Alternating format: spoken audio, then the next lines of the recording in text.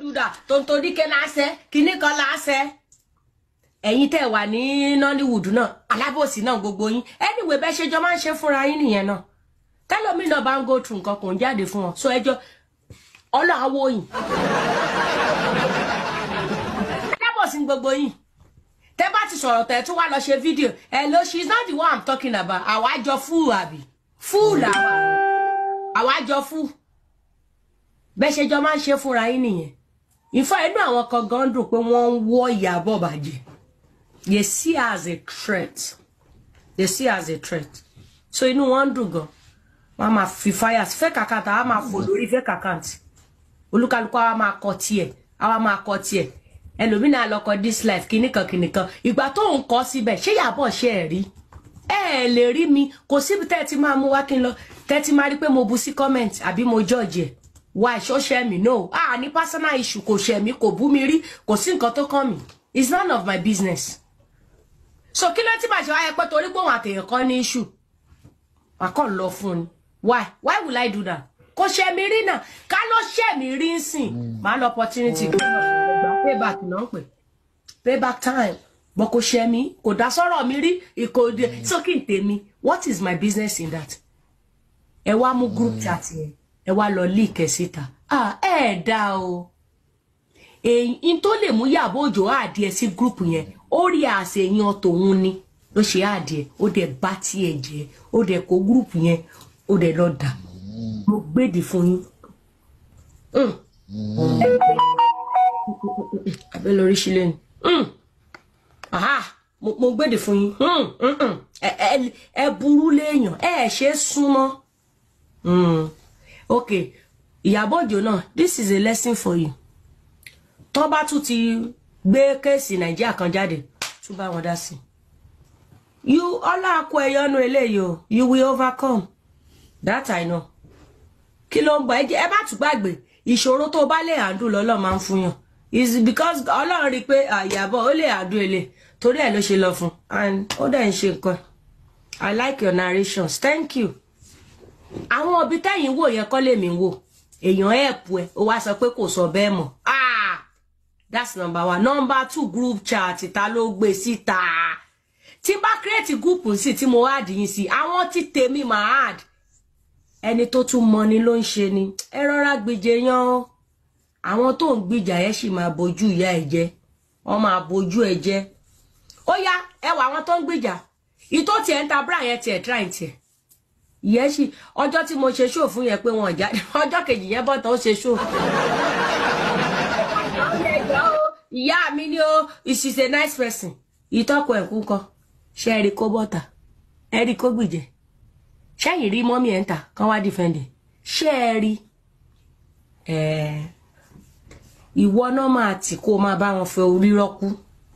ìyẹn ò dẹ̀ tó mí pọ́n lóyà sí ìyẹn ò mí pọ́n lóyà sí ẹ má gbàgbé o ẹni tó ń gbìjà ní best friend o gbogbo tẹ́jọ́ ń sọ á sọ fún best friend náà ní best friend yẹn ó dẹ̀ ní boyfriend ṣe rí pé ọ̀rọ̀ yẹn ti lọ my dear má gọ̀ rẹ̀ ok má gọ̀ rẹ̀ ọ̀rọ̀ tó o bá dámú sọ́wọ́ ló ní secret tó o sọ fẹ́ dọmọ àlàyé tó o bá sọ fọ́kọ gan tọkọ bá jó ní ṣìnà tó bá gbé àlè tó like níbi tó bá ti ń fún dọ́gì ó máa ka bòròbòrò ni àbí bí tó bá ti ń mu kíní ẹ̀ bòròbòrò ni ṣó dọ̀rọ̀ àṣírí mọ́ kì í ṣọ̀rọ̀ àṣírí mọ́ ọ̀rọ̀ tó bá ti fẹ́ jẹ́ kó jáṣírí ìwọ nìkan ni kò fi sínú ayé le o ayé ò ní mú wa lórúkọ Jésù ènìyàn ṣòro ayé le mo bẹ̀rù yín o má gọrẹ best friend any best friend tí ò like ìwọ dey play best friend yẹn ó ní best friend mi tó yẹ pé kò gbà tiẹ̀ so ẹjọ́ ẹ á sọ fún torí ẹni gbogbo ọ̀rọ̀ ẹ ṣe ń bọ́ síta ẹjọ́ kí lẹ rò pé àwọn blogger tó máa ń blog àwọn celebrity ibo náà ti ń gbọ́ story wọn ṣèbọn sọ fẹ́yàn ni èèyàn wá sọ fẹ́yàn wọ́n wá lọ gbé sórí blog báyé ṣe rí yóò bá àdá o àdáṣọ ìjọba tó fìtì yín lẹ́ni irú àwọn ìjọba yẹn in fact kùndùsù fẹ́yìn politician kùndùsù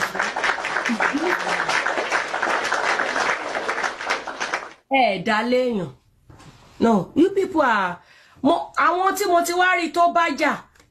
mo update everybody mo ní wow they are waiting for her they waited for this day olúkálùkù wá ń ju update fún bó ẹ ti jọ ṣe rí náà bó kò lè dúró èmi bẹ́ẹ̀ ṣe ń ṣe nìyẹn yes na bẹ́ẹ̀ ṣe máa operate nìyẹn ẹ jẹ́ ká máa mọ̀ọ́rẹ́ o ó tiẹ̀ ṣorí ọjọ́ kan rórí ọjọ́ kan mẹ́niyẹn lára tó o bá láìkí ẹ̀ mọ́ àbó ti gbà bọ̀dẹ̀ ọjọ́ tó fún ẹ ní voice ró mọ́ lára àdá èmi ò pray ká change o ẹ má change o ìwọ orí burúkú yẹn náà ní kẹ́ máa wù lọ. DJ Slash èrò ló ti wá gbà báyìí o èló ló ti gbà ìgbà tó ti bọ́ síta sí tó níyàbò fún ẹ lówó orí ó ní kó nǹkan tó sọ pé ó sọ ò sọ èló náà ti wá dá sákàǹtì ẹ ó yá èló ló ti wá gbà at least ó yẹ kó ti máa maybe 10 million báyìí sí 20 million ìwọ náà fẹ́ trend he was under duress ṣé kò níyà ni he was under duress kò níyà ìyá ò sí bẹ́ẹ̀ gbà tó ń ṣe ṣé ìyá ò sí bẹ́ẹ̀ gbà tó ṣe tó bá wà lọ́ndà duress kí ló fi ń jábí amọ́ is it not to caution your child is it not to tọ́mọ ẹ sọ́nà pé no don't do this is it because you guys are hungry I don't understand that part. You betrayed her. You are a betrayer. And somebody like me, I cannot let you get close to me. I don't even want to see you around me. You are a betrayer. Elelu mari machonye. Ọmọ kékeré tó ń túlé. Ìyàbọ̀ Òjó yẹn ló máa wà lẹ́yìn jọ́ kìíní àná tí wà tí mọ́mí ń kúrú tẹjọ́ ń ga. Tẹ́ ń kúrú tẹ́ ń ga. Tẹ́ ń sọ pé ẹ ṣe. Ìyàbọ̀ Òjó yẹn ló wá dẹni tó yẹ pé n tó ló sọ kò sọ. I feel so bad for her. I feel so hot. I'm serious. Feel so bad. But gbogbo yín ẹ ń fi sentiment sí, ẹ ń fi emotion sí gbogbo ẹ̀jù. Torí àwọn nǹkan tó jáde nínú group yẹn lẹ fi mọ̀ pé ntọ́mọ yẹn ṣe wọ́n ń ṣe bẹ́ẹ̀. Nǹkan tọ́mọ yẹn ṣe ò dá o. Láàrin èmi àti yín kò dá. Ọlọ́run ẹ fi pé group chat jáde Davido sọ nǹkan báyìí pa Davido ó sọ báyìí ẹgbẹ́ yẹn sẹ́gbẹ̀ and who am I to judge that kò sí nǹkan tó kàn mí mọ̀ nǹkan tó pọ̀ wọn àti Davido pọ̀ tó fi sọ̀rọ̀ ọ̀rọ̀ bẹ́ẹ̀ mi mọ̀ nǹkan tó I don't know what went down kò sí tó kàn mí but ìwọ ọmọ yẹn ńkọ́ nobody is addressing that kò dáa and when I saw that video Money, I said it. Mo sọ lórí show mi. Mo sọ lọ́dọ̀ Mama Esabod. Money, I said it. Páwọn tó ń gbìjà. Wọ́n sì máa betray. That's how they operate. That's bọ́n ṣe máa ṣe nìyẹn. And nobody is addressing it. Gbogbo nǹkan tẹ́ ẹ̀ address. Ó sọ báyìí ní pàtàkì nìkan. Ó sọ báyìí. Ta ló pa Mohbad? Ẹjọ́ ẹ̀ ti sú wa. Ta ló pa? Àwọn wo ló wà lọ́dọ̀ ẹ̀ tó fi kú ṣé ẹ ti gbé wọn ṣé ẹ ti competition fún wọn by this time now ó yẹ kó ti lọ kó gba àwọn tó wà pẹ̀lú ẹ kú anybody jọ kí ló kàn wá pé anybody ìyàwó ẹnìkan ẹ petition anybody ẹ̀yin lẹ wà pẹ̀lú ẹ̀ tó fi kú that should be the focus now gbogbo àwọn àṣírí ẹjọ́ ẹ̀ lójoojúmọ́ èmi ti ń rí bí personal fight kò kí ń ṣe ìjà Mohbad mọ́ ó ti ń di ìjà torí ẹ jẹ́ kí n lọ sẹ́wọ̀n èmi náà bá ti yín jẹ́ màá tún àṣírí yín nǹkan tí wọ́n ń jà sí abẹ́yìn ò rí bẹ́ẹ̀ wẹ́ bóyá ojú tèmi kò ń gbà yí ọ̀tọ̀ ní tó ń rí ó ti ń di ìjà fún pé ó jẹ́ kó gbé mi lọ sí police station èmi náà bá tiẹ̀ jẹ́ fún pé ó jẹ́ kó ṣe báyìí fún mi tiẹ̀ náà ta sí mi lọ́wọ́ nǹkan tẹ́mi ta ló pa Mohbad làwa fẹ́ ta ló pa á kí ló ṣe ibo ló kú sí kí ló lead sí kú ẹ̀ bóyá ayé ló pa ni àbí tọ̀run ni àbí jà ni ìyẹn la wà interested in gbogbo pọ̀tọ̀pọ̀tọ̀ yìí ó sọ̀rọ̀ kinní kan ó sọ̀rọ̀ ìwọ tó sọ pé ń sọ̀rọ̀ èèyàn ìwọ ń kọ́ tá bá ṣí group chat ẹ WhatsApp ẹ àìmọye ọ̀rọ̀ ọlọ́rọ̀ tí wọ́n náà máa sọ who holy nobody holy ẹ gbàgbé nobody holy kò sẹ́ni tó holy. Rose Gold, how are you? Ẹ̀yin tẹ́ ẹ sọ pé ó sọ group chat Ìyábọ̀ Òjó ẹlòmíì tá bá ṣí group chat ẹ̀ sìn tá bá ṣí WhatsApp orí ẹlòmíì ẹ fẹ́ lè lẹ̀ kó pa tẹ́ bá ṣí fóònù ẹ̀ ní tó ń sọ pa àwọn èèyàn oko báyìí ẹ máa lẹ̀ mọ́ lórí tẹ́ bá ṣí WhatsApp chat ọkùnrin mi pẹ̀lú àlè ẹ máa lọ pákílẹ̀ tó mọ́ ní nǹkan tó máa sọ pa ìyàwó ilé ẹ̀ tó bímọ fún ẹ pákílẹ̀ tó mọ́ so kí lẹ́jọ́ wèrè kí lẹ́jọ́ tẹ́ bá ṣí WhatsApp ẹlòmíì báyìí tẹ́ bá gbọ́n tó ń sọ pẹ̀lú ọkọ ẹ̀ tẹ́ bá gbọ́ àwọn nǹkan tó ń sọ nípa ọkọ ẹ̀ ẹ máa sá lọ bí kó bímọ àlè fọ́kọ kó wá máa sọ fẹ́ tó lọ́mọ pé ẹ̀ ló má gbàgbé ìwọ ló ní Músíbà o àti Israeli ìwọ ló ní wọn nínú WhatsApp call nobody holy ẹ gbàgbé wèrè tá bá jọ wà ní group a máa gossip náà eléyìí jẹ́ ẹ̀kọ́ fẹ́yìn oní group sọnù ẹ̀yin tó yẹ pé ẹ wáyé wá sí group ni torí àwọn group mo máa exit ni ẹ máa add mi sí group olórí burúkú. Okay, it's obvious you have a soft heart for Ìyábọ̀. Ó bá ní add àti fún ni. Ṣó ṣẹ́ mi rí, ó gbọ́kọ mi rí. Ṣọ́kọ dà wà pọ̀ rí, ó bú mi rí, ṣó bá àwọn ọmọ mi rí, ṣó dọ́dọ̀ mi rí, ṣó dá sọ́rọ̀ mi rí. Ṣó dá sọ́rọ̀ mi rí, ṣó bú mi rí. Ṣó bá yé mi jẹ́ rí, àbí iṣẹ́ tí mò ń ṣe Ìyábọ̀ gbà lọ́wọ́ mi rí. Ìzóbíọ̀ ìyá soft spot ìyá. Ádàdì ní ìbání fún. Kò bú kò ṣe mi rí náà, kò ṣe mí náà. Ìwọ tó kọ́ ṣó ṣẹ̀ rí, ìwọ tí wọ́n kọ́.